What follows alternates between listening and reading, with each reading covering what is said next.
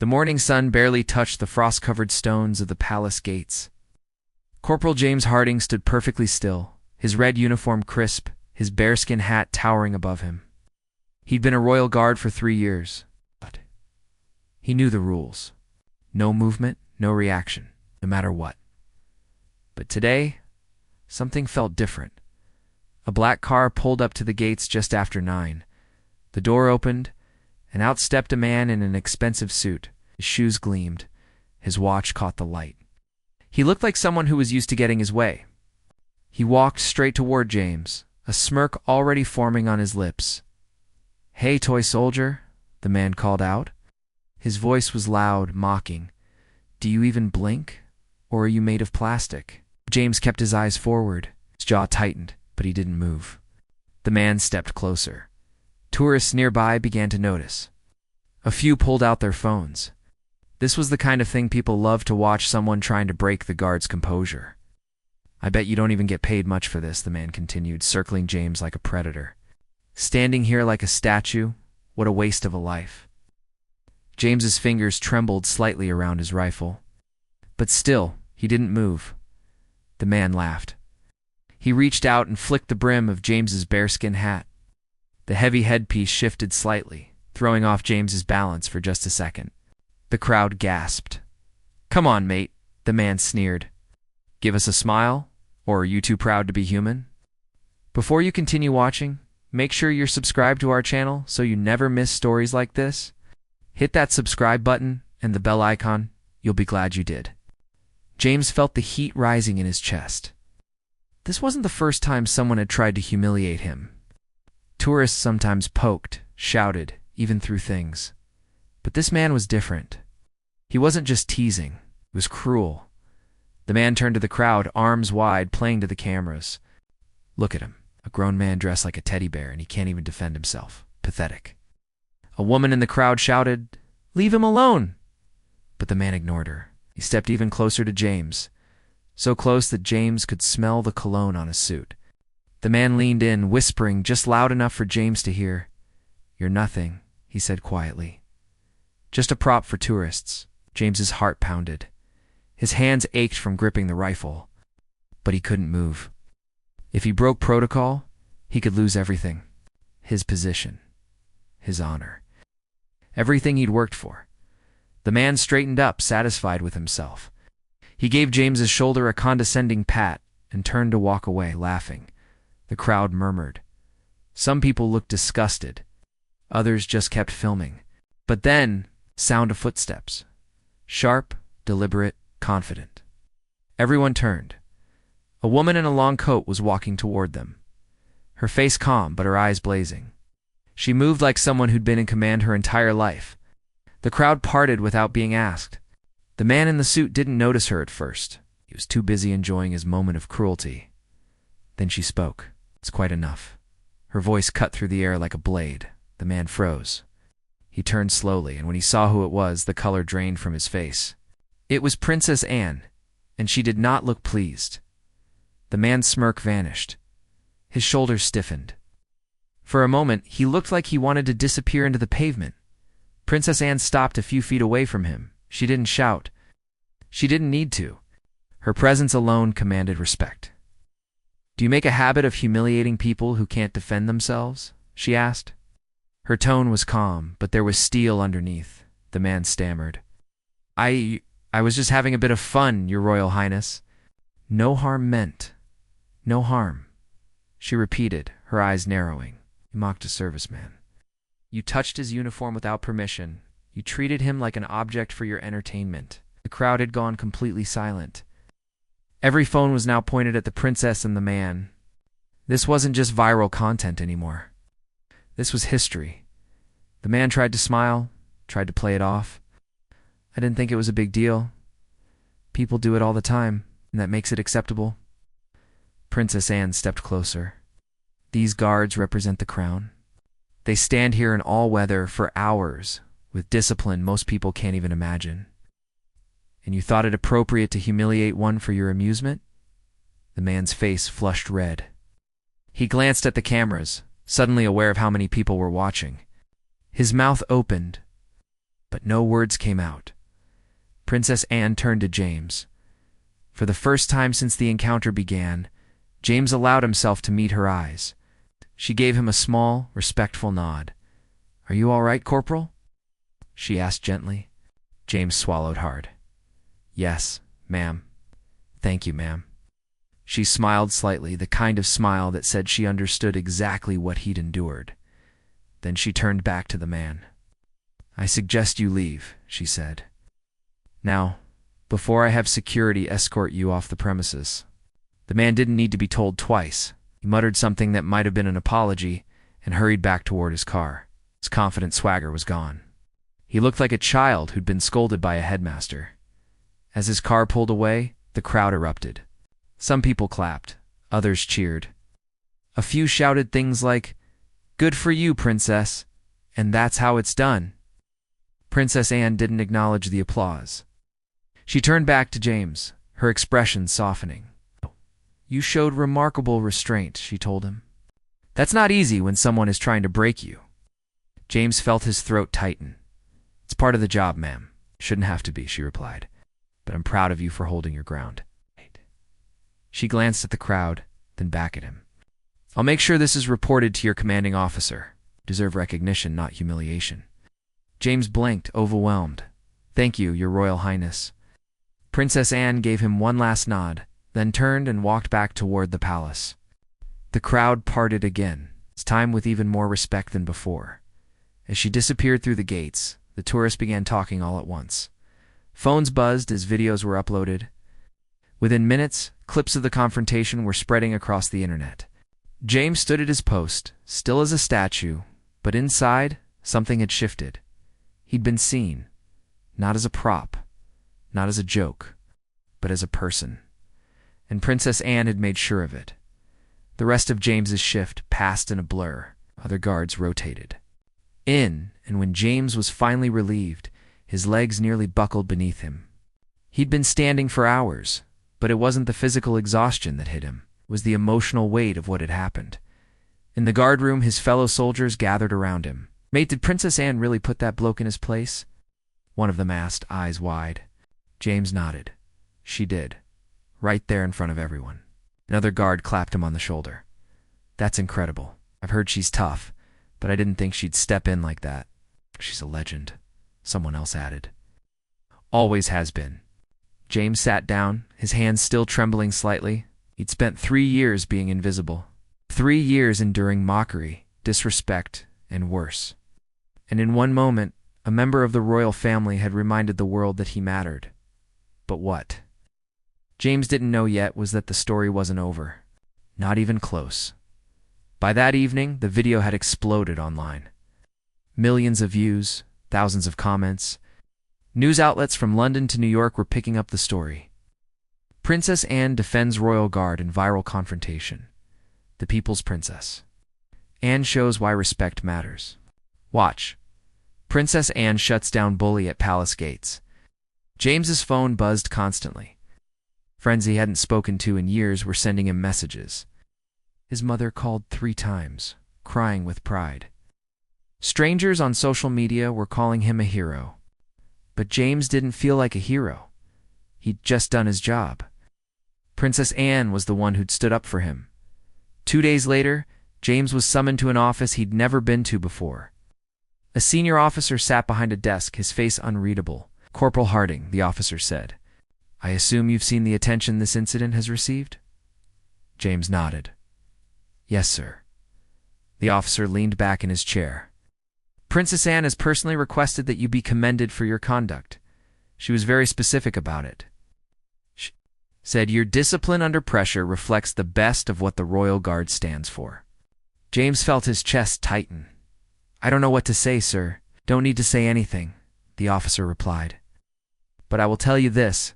What happened at those gates wasn't just about one man being rude. It's about how the public views us. And thanks to Princess Anne's intervention, people are seeing us as we truly are. Not props, not toys, but servicemen and women who deserve respect." James swallowed hard. "I'm honored, sir."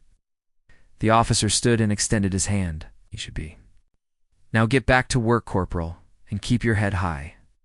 James left the office feeling lighter than he had in years. But as he walked through the palace corridors, he couldn't stop thinking about Princess Anne. Why had she stepped in? She could have ignored the situation. Most people would have. He didn't have to wonder for long. The next morning, James was back at his post. The weather was gray and cold, typical for November. Tourists were scarce, which meant the shift would be quieter than usual. But then, a familiar figure appeared.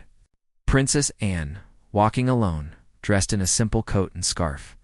She wasn't on official business. She was just passing through. When she saw James, she stopped. "Corporal Harding," she said with a slight smile. "How are you holding up?" James straightened. "Very well, ma'am. Thank you." She studied him for a moment. "I imagine the attention has been overwhelming." "Bit, yes," James admitted. Princess Anne nodded. "It won't last forever. But I hope you remember what it represents. People need to see dignity defended. They need reminders that cruelty isn't acceptable, no matter who you are." James hesitated, then spoke. "May I ask, ma'am, why did you step in?" "You didn't have to." Princess Anne's expression softened. "Because I've spent my entire life watching people be judged, mocked, and dismissed based on their position. I've seen it happen to others, and I've experienced it myself. And I decided a long time ago that if I had the power to stop it, I would." She paused, her gaze distant for a moment. "My father once told me that respect isn't about titles. It's about recognizing the humanity in everyone. That man at the gates forgot that.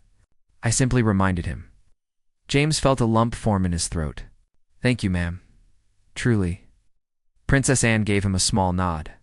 "Keep doing what you're doing, Corporal. The world needs more people like you." With that, she walked away, disappearing into the palace halls. James stood there, stunned. He'd spent years believing his role was to be invisible, to endure in silence. But Princess Anne had shown him something different. She'd shown him that standing still didn't mean being powerless. The weeks that followed brought more changes. The palace issued new guidelines about public conduct near the guards. Security was tightened, and perhaps most importantly, the guards themselves felt different. They stood a little taller. They felt a little more valued. But for James, the real change was internal. He no longer saw his role as something to endure. He saw it as something to be proud of. And whenever the job felt difficult, whenever someone tested his patience, he thought of Princess Anne's words. Respect isn't about titles. It's about recognizing the humanity in everyone. And that, James realized, was a lesson worth standing still for. 3 months passed. Winter gave way to spring. The tourists returned in larger numbers, and with them came the usual challenges. But something had shifted. People were kinder, more respectful. The viral video had left its mark. James noticed it in small ways. A mother telling her child not to get too close. A father explaining to his son why the guards couldn't move. Even the occasional troublemaker seemed to think. Twice before crossing the line, but not everyone had learned the lesson. It was a bright April morning when James saw her. A young woman, maybe in her 20s, wearing a designer jacket and holding a professional camera. She wasn't alone. 2 men stood with her, one holding a microphone, the other a video camera. They were clearly filming something. A documentary, maybe? Or a social media project. James didn't think much of it at first. Journalists and content creators came through all the time.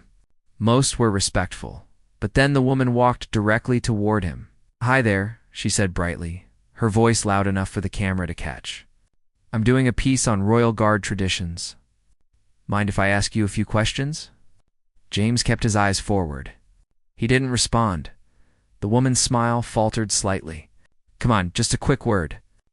What's it like standing here all day? Do you ever get bored?" Still, James said nothing. The woman glanced back at her crew, then turned to James again. Her tone shifted, becoming more aggressive. "You know, this whole silent soldier thing is a bit outdated, don't you think? It's the 21st century. You could at least be polite." James's jaw tightened, but he didn't move. The woman stepped closer, holding the microphone near his face. "Seriously, what's the point? You're just standing here like a robot. Don't you have anything to say?" The cameraman zoomed in. This was clearly the moment they wanted, breaking the guard, getting a reaction, creating content that would go viral. But James had been trained for this. More than that, he'd been through worse. The woman sighed dramatically, playing to the camera. "I guess some traditions really are stuck in the past. What a shame." She turned to leave, but then paused. A sly look crossed her face. She whispered something to one of her crew members, and he nodded. James felt a prickle of unease. The woman spun back around, this time positioning herself directly in front of James. She raised her camera and snapped a photo, the flash going off right in his face. James blinked involuntarily. His vision blurred for a second. The woman smirked. "Got it," she said triumphantly. "Thanks for the cooperation." The crew laughed as they walked away, clearly pleased with themselves. James's heart pounded. He'd been trained to withstand mockery, noise, even physical provocation. But the flash had caught him off guard. It was disorienting, disrespectful, and it had been filmed. Hours later, when James's shift ended, his commanding officer called him in again. "I've seen the video," the officer said, his face grim. "It's spreading fast." James's stomach dropped. "Sir." The officer turned his computer screen toward James. There it was, the woman's video. "Already racking up hundreds of thousands of views," the caption read. "Royal Guard fails to keep composure, see him blink." The comments were brutal. So much for discipline. "These guys are a joke. I thought they were supposed to be unbreakable." James felt sick. He'd done nothing wrong. He'd followed every rule. But the internet didn't care about context. They only cared about the moment. "I didn't break protocol, sir," James said quietly. "The flash, I know," the officer interrupted. "And so does everyone who matters. But the damage is done. This woman has turned you into a spectacle." James sat down heavily. "What do I do?" The officer sighed. "You keep your head up. You do your job. And you let us handle the rest." But James wasn't sure that would be enough. That evening, he sat alone in his quarters, scrolling through the comments. Each one felt like a punch to the gut. He'd spent years building his reputation, his pride, his sense of purpose. And now, because of one opportunistic content creator, it was all being torn apart. He thought about quitting, walking away, finding a different path. But then he remembered Princess Anne's words. People need to see dignity defended. James closed his laptop. He wouldn't let this break him. He wouldn't give that woman the satisfaction. The next morning, he returned to his post. His uniform was perfect. His posture was flawless. And when tourists walked by, he stood as still as ever. But inside, he was waiting. Waiting for the moment when someone, anyone, would remind the world what he truly stood for. The video continued to spread. By the end of the week, it had millions of views. News outlets picked it up, some mocking James, others debating whether the Royal Guard tradition was outdated. James tried to ignore it. He focused on his work, on his discipline, on the things he could control. But everywhere he went, people recognized him. Some offered sympathy. Others made jokes. It was exhausting. Then, on a rainy Thursday afternoon, something changed. James was at his post, rain dripping from the brim of his bearskin hat, when an official palace car pulled up. The door opened, and out stepped Princess Anne. She wasn't scheduled to be there. This wasn't an official visit, but she walked straight toward James, an umbrella in one hand and a determined look on her face. The few tourists present immediately began filming. They sensed something important was about to happen. Princess Anne stopped in front of James. She looked up at him, rain streaking down her coat, and spoke clearly. "Corporal Harding, I've seen what's been happening online." James's heart hammered in his chest, but he kept his eyes forward. "What that woman did was disrespectful and deliberate," Princess Anne continued. "She wanted to humiliate you, to reduce your service to a cheap moment of entertainment. And I want you to know that I find it unacceptable." She paused, letting her words sink in. The cameras captured every second. "You did nothing wrong," she said firmly. "A reflexive blink caused by a flash is not a failure of discipline. It's a human response. And anyone suggesting otherwise has missed the entire point of what you represent." James felt his throat tighten. He wanted to thank her, to say something, but he couldn't break protocol. Princess Anne seemed to understand. She gave him a slight nod, then turned to address the small crowd that had gathered. "These guards are not attractions," she said, her voice carrying across the courtyard. "They are servicemen and women who have dedicated themselves to duty, discipline, and honor. They deserve our respect, not our mockery." She looked directly at one of the cameras, and to those who seek to humiliate them for entertainment. "Let me be clear. Your behavior reflects poorly on you, not on them." The crowd was silent. Even the rain seemed too quiet. Princess Anne turned back to James one last time. "Carry on, Corporal. You're doing exactly what you should be doing." Then she walked back to her car and drove away, leaving behind a crowd of stunned onlookers within hours. The new video was everywhere. "Princess Anne defends Royal Guard again," viral creator called out by. "Princess Anne shows class in response to disrespectful video." The comments section exploded, but this time, they were different. "This is why we love Princess Anne. She doesn't play games. That content creator should be ashamed. Respect to the guards. They're better people than I could ever be." The woman who'd made the original video tried to defend herself. Posting a statement about just having fun and not meaning any harm, the internet wasn't buying it. Her follower count dropped. Brands distanced themselves. And within days, she issued a public apology. But it wasn't the apology that mattered to James. It was the shift. People were finally seeing what Princess Anne had seen all along. The guards weren't props. They weren't jokes. They were people doing a difficult job with dignity and grace. A week later, James received a letter. It was handwritten on official palace stationery. It read, "Corporal Harding, I wanted to write to you personally to commend you once again for your conduct. The world is full of people who seek attention at the expense of others. But there are also those who stand firm, who refuse to be diminished, and who represent the best of us. You are one of those people. Never forget that." With respect and aim, James read the letter 3 times. Then he folded it carefully and placed it in his locker, where he would keep it for the rest of his life. The months that followed were different. James still stood at his post.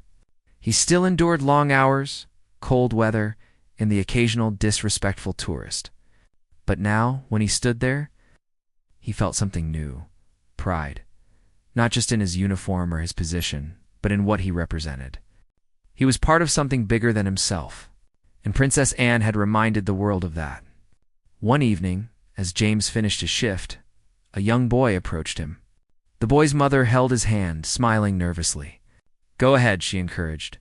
The boy looked up at James, his eyes wide with admiration. "Are you the guard Princess Anne helped?" James allowed himself a small smile. "I am."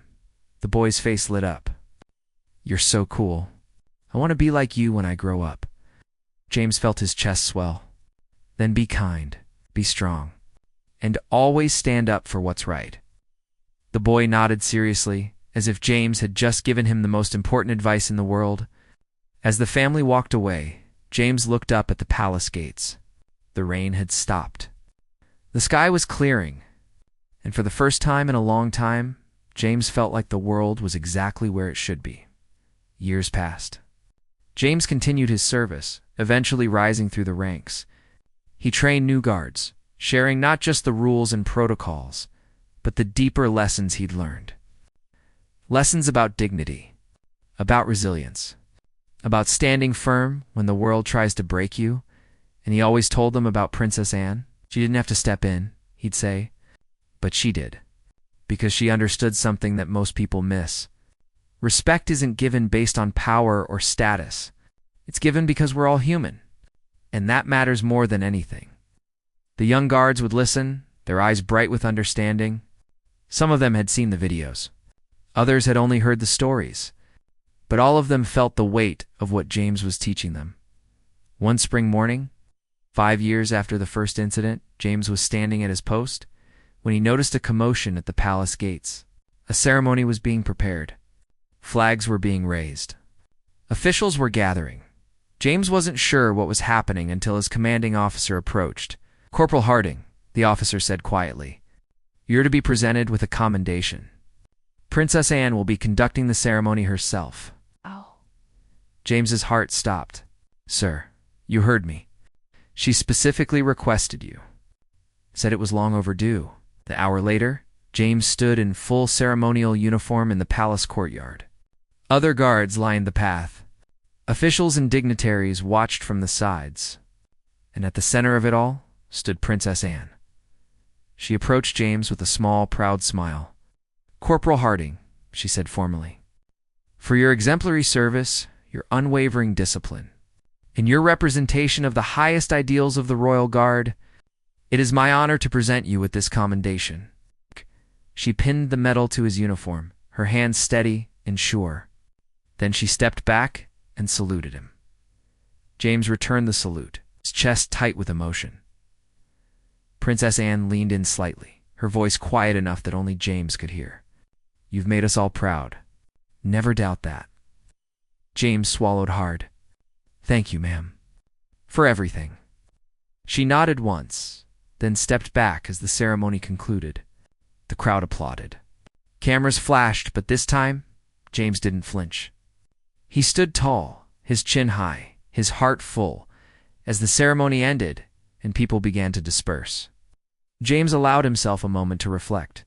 He thought about the man who'd mocked him years ago, the woman who'd tried to humiliate him, all the people who'd seen him as nothing more than a spectacle. And he realized something. It's important. They'd all been wrong. He wasn't a prop. He wasn't a joke. He was a serviceman who'd chosen to stand for something greater than himself. And because of that choice, he'd inspired others. He'd changed minds. He'd made a difference, but none of it would have mattered without Princess Anne. She'd seen him when others looked past him. She'd defended him when others stayed silent. She'd reminded the world that dignity wasn't negotiable, no matter who you were or what you did. And in doing so, she'd changed his life. That evening, as the sun set over the palace, James stood at his post one last time before his shift ended. The air was warm. The sky was painted in shades of pink and gold. Tourists snapped photos, but they kept a respectful distance.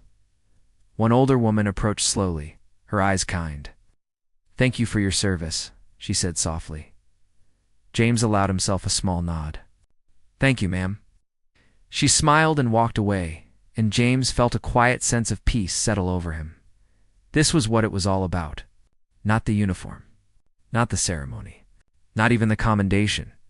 It was about standing for something, about being part of something bigger, about showing the world that some values were worth protecting, no matter what. And as James stood there, the last light of day warming his face, he thought once more of Princess Anne's words. Respect isn't about titles. It's about recognizing the humanity in everyone.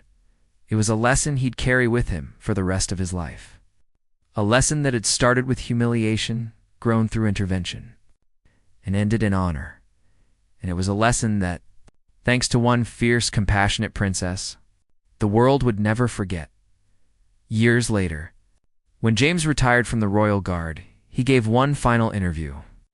Journalists asked him about his career, his proudest moments, his regrets. But there was only one story he wanted to tell. "Princess Anne changed my life," he said simply. "She showed me that even in our darkest moments, someone is watching, someone cares. And sometimes, if we're very lucky, that someone has the courage to step in and remind us of our worth." He paused, his eyes distant with memory. "I'll never forget what she did for me. And I hope that, in my own small way, I've passed that lesson on to others. Because that's what honor is. That's what service means. And that's what makes us human." The interview ended. The camera turned off. But the story lived on. And somewhere in the palace, Princess Anne read the article, smiled quietly to herself, and thought, "That's exactly right. Because some stories aren't just about what happens. They're about what we learn, what we carry forward, and how we choose to treat each other when no one's watching." This was one of those stories. and it would echo for generations to come.